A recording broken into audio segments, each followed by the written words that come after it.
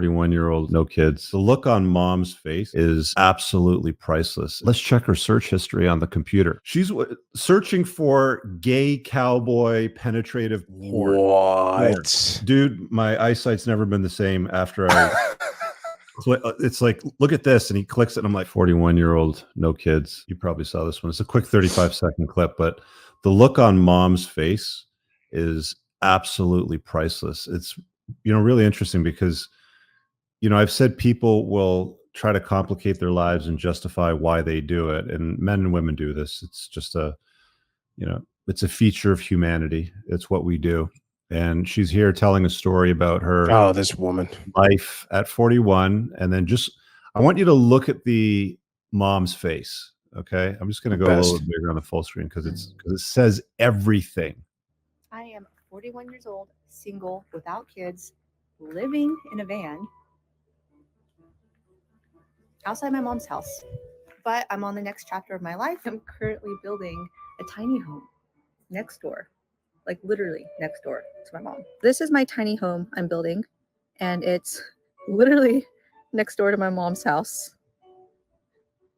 This is my mom. Mom, you happy that I'm moving next door? Yeah.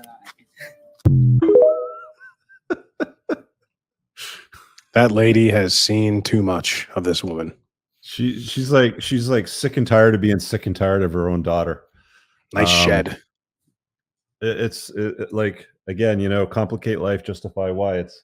I live in a bus, or I live in a van. I'm building a tiny home next to my mom's house. Here's my mom, and mom's just like, where did I go wrong in life? What did I do to deserve a 41-year-old daughter like this? It's like totally letting me down.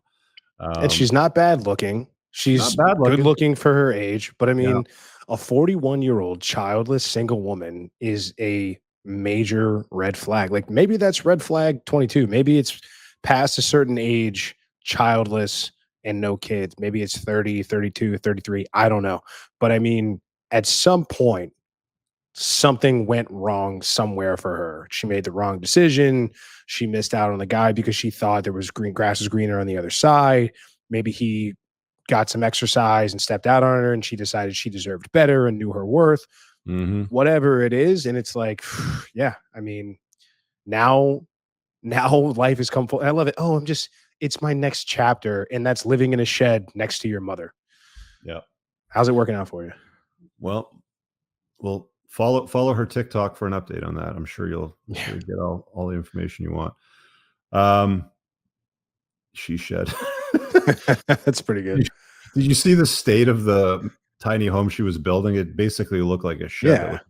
It was a shed. Like, you can call anything you want. Like, you can dress up a pig in lipstick. It's still a pig. Kamala wins. Where does this world end up in 2028? Further downhill is where it ends. I don't know what that looks like, but keep your fingers crossed, and hopefully people do the right thing, and they don't get away with cheating again.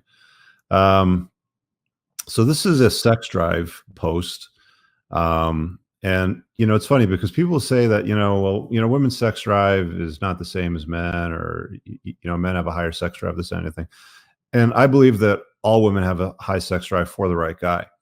So let's just have a quick look over here. I'll read it because it may not read well on a small screen, but girlfriend lied to me about her sex drive is a title. So my girlfriend let me use her laptop for something. I was trying to open an old tab. So I went on the history, and my curiosity got the best of me, and I noticed some sites were on there. My girlfriend and I don't have the best sex life. It's usually once every 2 to 3 weeks. And I ask her for sex almost every day. And she says things like she's too tired, she's too full, or feels sick. She's made it clear to me at this point that she doesn't enjoy being intimate. I'm going to try to change the language for YouTube. I thought this was a libido issue for a long time. She told me she never self-pleasured herself, never watched any porn. However, I found about 30 results on her search history, and she's been watching porn nearly every day. She's expressed to me that she thinks blonde guys are very attractive, and I found out she's searching for handsome blonde guy in quotations on porn sites. And a lot of videos she watches are titled things like wife tries threesome with 2 guys, MFM, etc. I'm assuming this guy is not a blonde guy or a handsome blonde guy. It doesn't hurt me that she watches this stuff. It just hurts that she lied to me about never watching porn in her life and never self-pleasuring herself. The whole time I thought, it's okay. She doesn't want to be intimate with me because she has a low intimacy drive. Then he asks the question, how do I fix our intimacy? She just settled for, her fifth best or whatever, or, Moff, what do you think? Yeah, I mean, clearly she's not sexually into this guy. I mean, and it actually, he's pretty lucky that those are the only searches that he found. That's relatively tame for what women like. People, a lot of people don't know this, but women are far more likely to look up. How can I put this lightly for the algos? Aggressive and forceful type style of corn than men. When you're talking about highly aggressive, grape fantasies, uh, GBs, that's why she was looking up threesomes, being dominated by multiple men. Women are far more likely to look up really, really depraved stuff over men. So I mean, he's kind of lucky that that didn't happen in this particular scenario. But yeah, like you said, like women have high sex drives. I mean, women will never have a sex drive that touches the average man's, but women that have genuine burning desire will not want to take their hands off you. Like you'll be having to tell them to have a seat and go over there to the other side of the room because I'm working, I'm busy, I'm doing things. So I mean, you feel for a guy like this, but this is a story that you hear by the thousands where it's like, oh yeah, 2 to 3 times or once or twice every couple of weeks, it's okay. But then I found her and she was doing all this and doing all that. So yeah. And it goes back to that whole debate where it's like women don't understand why the guy would rather be or why guys don't want to be the relationship guy over the hookup guy. There was something that went viral a couple weeks ago, and she's like, "Oh, like I don't see you as the hookup guy. I see you as the boyfriend guy," and they don't understand why that's a backhanded insult versus right. The one night stand guy. Yeah. Yeah, and they don't understand why that's, insulting. And it's like, dude, if you're a guy that's had your confidence in the bedroom and you've had issues with sexual performance or your mentality around that, it can really mess you up, man. And so, like I said, like once you find this stuff out, I talk about this a lot. This kind of goes with anything. Once you learn something about your chick or the girl you're dating that's undesirable, and something like this is the kind of thing that never goes away. This is the kind of thing that's always in the back of your mind. This is the blister on the bottom of your foot that never fully heals. And, it's up to you whether you want to continue to do that because you think that you can't do better, or you just rip the Band-Aid off and try to do better in life and try to find somebody else. But yeah, I mean, I wish these guys wouldn't go to Reddit. I wish they would go to YouTube and find our stuff. It's funny that you mentioned the deeply disturbing searches that women use on corn sites. I'll tell you a quick story. We used to, and we'll take some call-ins in a minute, guys, so just sit tight. So when I first started at my business, I was running it basically from my dining room in my house. This was, I think I was about 30 at the time. And I had this gal that joined me and was doing the back end work. So I trained her to do the negotiation stuff.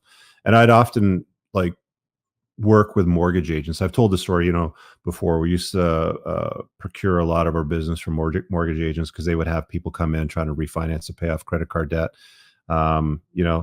They'd have 50 grand in debt, but could only get a mortgage for 30 or something like that. So we'd work with mortgage agents. So I was constantly out for lunches and whining and dining them and making sure I had a good connection. So if anything came up, they'd be like, hey, send it over to Rich and his company would take care of it. Only after a while, I learned that she wasn't that productive. I'm like, what the hell is this chick doing all day? Why are we not getting, the stuff in that, when I was doing it, it would come in, right? And I trained her exactly how to do it, and it just wasn't happening. She was dating my roommate at the time. That's how I found her, right? Because I had this guy renting a room in my house, finished the basement. So I'm like, what is she doing with the time? And he goes, let's check her search history on the computer, see what she does. So we sit down the entire afternoon while I'm out for 3 hours on business calls. She's on corn sites, and take a guess at what she's watching.